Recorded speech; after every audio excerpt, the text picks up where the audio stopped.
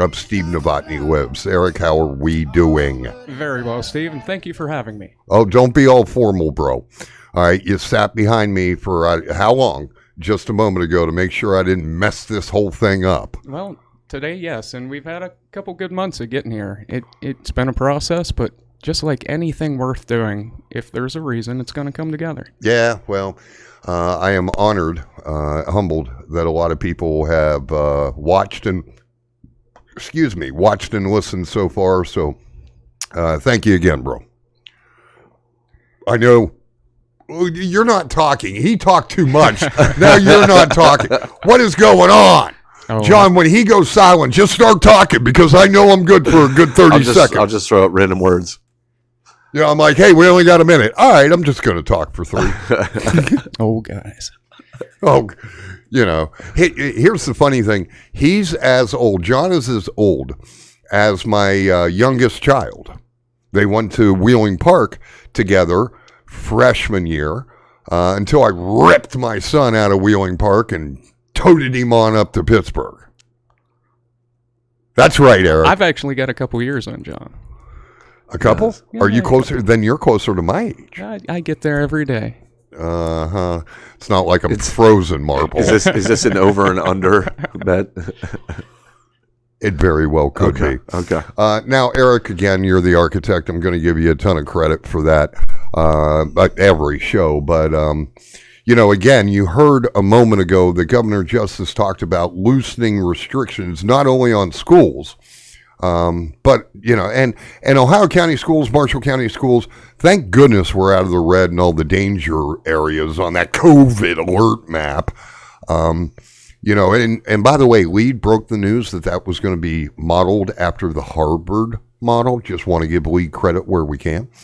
You know, and by the way, if you've not checked out Lead, we don't do what newspapers do. We do what we want to do, and it's, you know, really cool stuff. But anyway, you heard Justice say, hey, we're going to loosen restrictions on businesses. As one of the owners of Eden Family Restaurant at 135 Virginia Street on Wheeling Island, I'm going to do it every time. Nice plug. Thank you. Big supporters. What do you hope those loosened restrictions are? I mean, Eric, you tell me your perspective. Do you think Justice and whomever's telling him actually what to say is going to say, okay, restaurants, 100% capacity, 75% capacity, or are they going to say, you stay at 50, but you can have live entertainment? What's his dog? He gets advice from his dog, right? Is that who it is? I have no idea, but I thought it was the puppy. The son of Sam? Well, no, he's the grizzly bear that was going to eat up the puppy a few years ago, if you remember. It's no surprise to me that Justice is going to do something now because, you know, PA did, what, a month and a half ago? Ohio did the curfew thing, right? Pressure is on. We'll be last, you know, like everything else. Education, poverty, all the good stuff. What do you think it's going to be? Well, frankly, I imagine it's just going to be false promises. He could say no restrictions, Steve, but people have to feel safe. They have to want to come out. True. It's just going to take time. You know, I would love to think it was a magic switch, and it is more so for John because John can't even operate, whereas we, at lower capacity, I can't even hit 50%. Now, I know the big chains can, and they have people waiting at the door, but most days I'm lucky to retain 20% of my business. It's picked up, though, right, Eric? It's so slowly. Yeah. But it's just what it's going to take. Now, luckily, we've been able to, you know, with the 4 of us, just keep shelling money into the hole to keep people employed. But it's to what extent and how many people can keep doing that for how long? Takeout only was rough. Takeout only is terrible. And you look at some of these companies right now, you know, we have delivery.com. A lot of people have others. DoorDash, right? You lose money every week doing it. It's something that we only do for the courtesy of the people, you know, the folks who don't want to come out.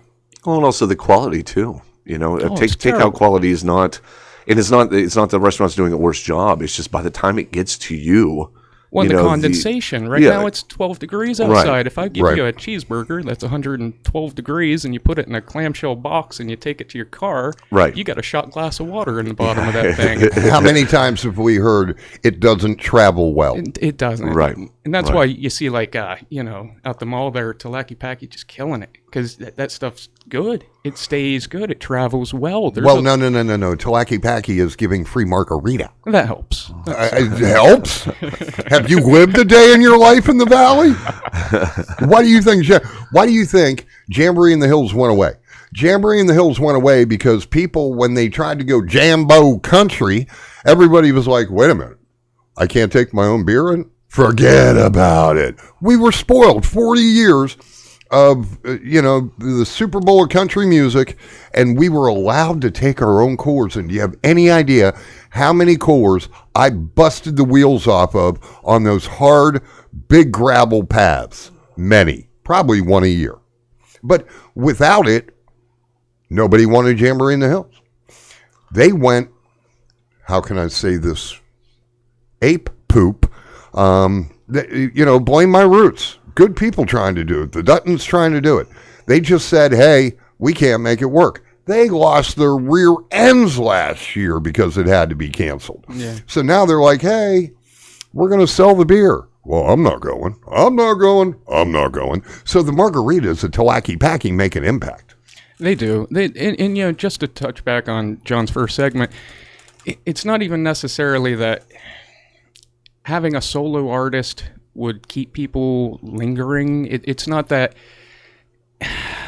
the table turnovers would be different. It's that the morale of the people would pick up. Mm-hmm. I mean, I think it's pretty clear at this point that, part of the agenda is to kind of nullify the people. You make people compliant, they're going to do what you tell them. So I'm interested to see when. My buddy Bill from over at the Cloud in Blair wants me to remind everybody it's 420. Sorry to interrupt. Oh, Bill. But regardless, I want to see, once they lift all the sanctions, what we get left. Can you still take a to-go cup from Talaki Packy, put it in your car, have an open beverage, and drive across the state line? It's the difference that these impacts will make upon the world. You look at education. You guys talked about it last segment. What are your feelings on that? Well, it's never going to change. Well, how do you catch up? I mean, you've got kids. Do they go all summer long? I think, at this point in this country, we'll be lucky if people end up with an 8th grade education. You can still shoot a gun if you can graduate middle school, but I don't think they want everyone to have access to college anymore. We'd be in school. Does it make sense for everybody to go to college? No, absolutely not. We have more student loan debt today in America than we have credit card debt. What's that tell you? Well, and there's great trade schools. There's so many options. I mean, your son went through the military. You have options. It's not a cookie cutter kind of scenario. But one of the first things that you want to do when you're controlling a large group of people is not to have them be able to ask the question of why. So you ask me, why isn't it working? Well, the new standard's going to be, if the kids can give it 2 days a week, it's a good week. And look at the way they juggle this stuff around. It's amazing any parent can even schedule work hours, whether remote or not, when you don't even know if your kid's going to be hitting the bus until 9 o'clock the night before. Right. Especially now with the weather. No, and with the weather, when we were kids, John, I mean, they would go out, Board of Education guy'd go out 4 a.m., see if he could drive it. If he could drive it, the buses ran. Right. Now it's just like, well, what'd they say, snow? Yeah, we'll see you Tuesday. Yeah. No, I was thinking about that. That's funny. I was actually thinking about that exact scenario. It was like, how do they judge? And I was thinking about when I was a kid, because I would stay up until, my parents didn't know, I'd stay up till 1 o'clock in the morning, praying that it just snowed, you know what I mean? Watching that snowboard. Oh, yeah. And then we'd get so mad when that snow wouldn't hit. I'd be so mad, and I'd stay up all night to find out that I would have to go to school instead of just going to sleep. But yeah, how do they judge that now? And I think it is now, especially now where they're not under pressure the way because of COVID to get the kids to school. It's almost like a blessing in disguise in a way. We can keep our numbers down because the weather's bad. It is. Yeah. And it goes across the board. You see it even in food service. You see restaurants like, well, it's going to snow, so we'll only have 12 tables. Maybe we don't open at all. Well, it's for, the safety of COVID and snow. Right. So it's this big, literally like a blanket statement you can just lay across the board and say, well, we'll be unproductive today. So you look at a country who's lost its industry, who's lost, I mean, so many things in the last couple of decades, and now we're going to be uninspired as well. Well, and that's where education comes in. Okay. You know, a moment ago, Eric, I was like, is it really a good idea for all the kids to go to college? No. We've learned that. How many kids went 1 year and said that's not for me, and they owe 20 grand or 40 grand or whatever? You know, the trades, we have strong trades here. And I know a lot of people are like, that cracker's never coming and this and that and everything. I believe something's going to be constructed at Dilly's Bottom. Okay? That land, it's all been bought up, all the houses and everything, and it's been sculpted by companies hired by Jobs Ohio. I think something's coming. And I believe development is going to come back. We just have to get this damn pandemic past us. John said something about the vaccines. Okay? You don't know, Steve? What? Wheeling's actually annexed that. It's going to be more parking lots. We're running out of space. Oh, quit making jokes. I don't. I'm more optimistic than that. Okay, I am. Now I'm going to push for improvement. I'm going to push. And the open letter this past weekend was no exception, because, you know, I just urged the business owners to say, hey, state, city, I need parking spaces to have a business.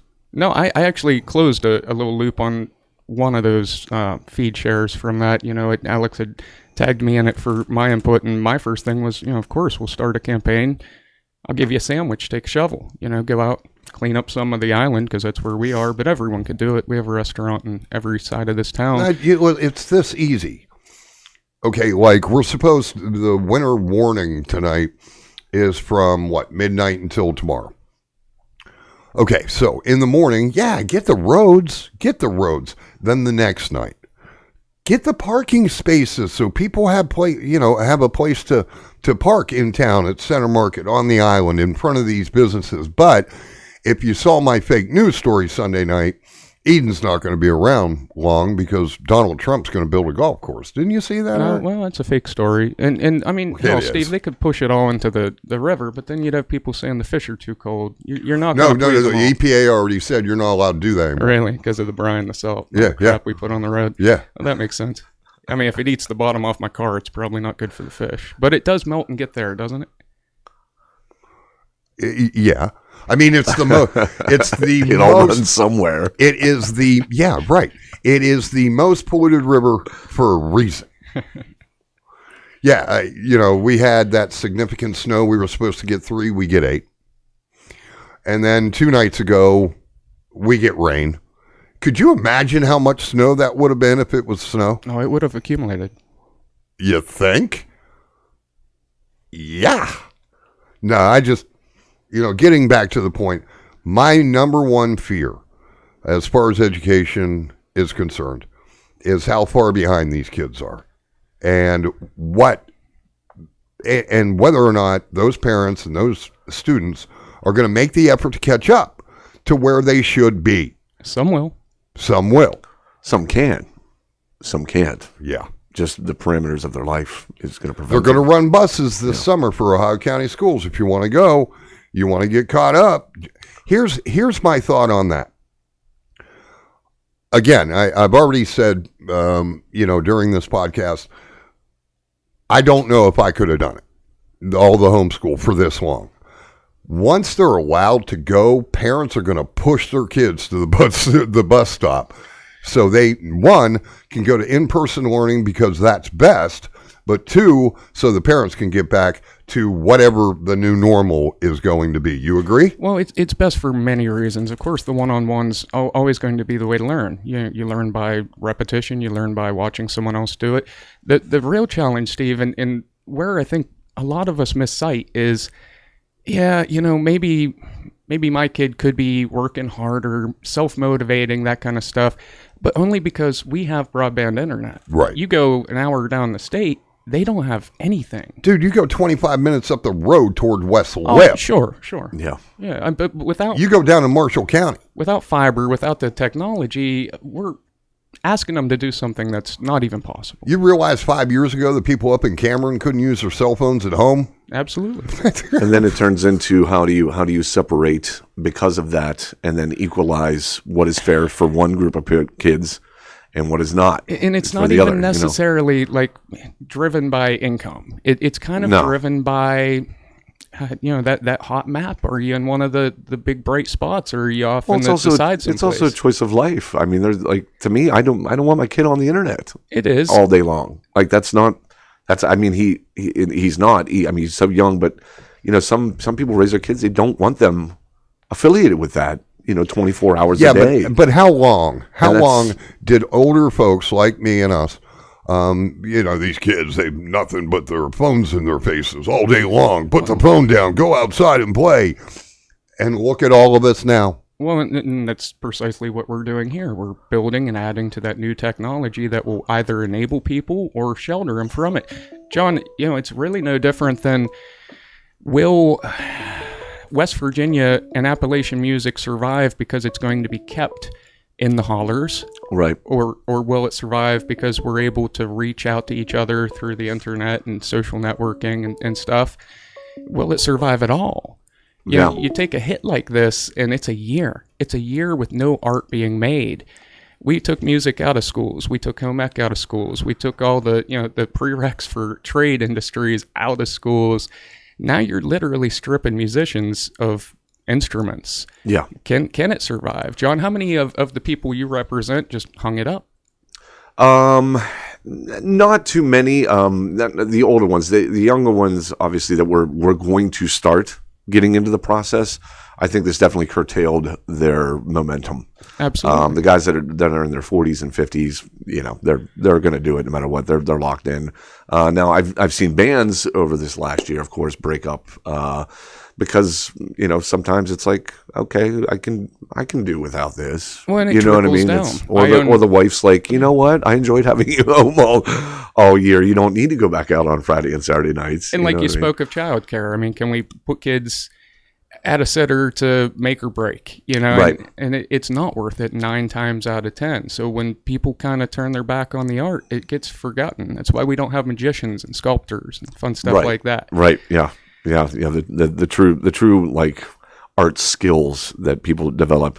And now it's more like he keeps calling you the architect. Like if you look at what architects were, it was a lot of drawing with your hand and a pencil on a big board, and now it's staring at a computer screen for hours on end. You can accomplish a ton more, but that skill is now going to be gone. Like cursive writing, it will be. You know what I mean? Kids won't know how to. And that's it. You adapt. Sign their own. That's name. crazy to me. Yep. You either adapt or you don't evolve. Luckily, me coming from production, me having many resources at my we can build it into a podcast with just switching some wires. Is it that possible for everybody? No. I didn't get a college degree to do it. I got lucky and fell into it naturally. Now that that's not something that is outside of the American dream for many people. It's certainly possible, but you have to have the will and desire to do it. And that's where I think a lot of people will stop short, especially we jack up some of this minimum wage. I mean, if you can be comfortable and copacetic with what the government will give you, I think, we're watching numbers shift to where more and more people will do so. Yeah.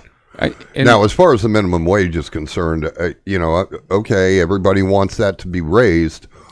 But here's the thing, and you guys can give me your feedback, and then we're going to get close to a break and bring Erica Storch on, Delegate Erica Storch. But if the minimum wage is raised to $15 an hour, number one, how long is it going to take for the private sector to eat up that $15 an hour?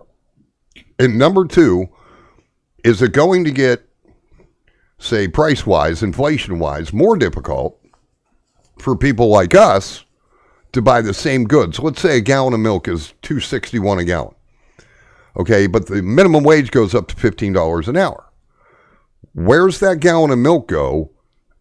And what offsets that cost for people who don't earn minimum wage? Well, hopefully it's the additional spending from the people who are raking it in. But where's the incentive for the middle class people who were spending the last 10 years working their way up to 15. Unless employers want to start prorating or matching that increase, you're going to see a lot of people not being police officers, not being school teachers, not being, something that's just a couple steps up from that entry-level position, stay entry-level. And a lot of it, you can go back to the start of a lot of these systems. That's where people find places to fit into. Sure. And it's as simple as, my wife's business, Sweet Dyes, does the t-shirts, stuff like that. My other side business, Perpetual Harmony, where I fix and repair instruments and stuff. When Jon isn't working, when the schools don't have sports and things and functions, and there's not festivals and there's not events, Yeah. I get a lot of free time to start podcasts. There you go. There you go, brother. All right, real quick, back to Eden Family Restaurant. We got off of Eden, and that wasn't the intention. What's proven most popular over at the restaurant? Oh boy, from our delicious cheese sticks to our giant burgers. I think we've got the best burger in town. Just everything but mostly the staff, the personalities of just our good, friendly, wheeling folks that take good care of you when you come in. Don't worry about social distancing, guys, because I rarely have more than a few tables at a time. There you go, and it's located at 135 Virginia Street. And the menu can be customized. The dishes, the meals can be customized. Absolutely, Steve. It's Eden. You can have anything you want. All you have to do is ask. Even an apple? I'd go out to the store and we'd buy you apples to put on something. Wouldn't that make Eden go away? It wasn't an apple. It is pomegranate. It is Ash Wednesday. It is Ash Wednesday, Do guys. you serve snake? When Rush died and you came back to life, so it all evens out. All on the same day, too. Imagine that. Yeah, that's kind of sad. It's strange. That's kind of sad. That's sad. All right, we're going to go ahead and take what we used to call the bottom of the hour break, ladies and gentlemen. Eric Marple is here. Jon Banco. We're talking, the inevitable topic anymore, the impact of the pandemic. Let's go to Charleston, West Virginia in a few moments. Let's go to those supermajorities of the Republican Party, and let's find out what could be next during this regular session of the West Virginia legislature. We'll be back, ladies and gentlemen. It is Steve Novotney Lives here on Lead News.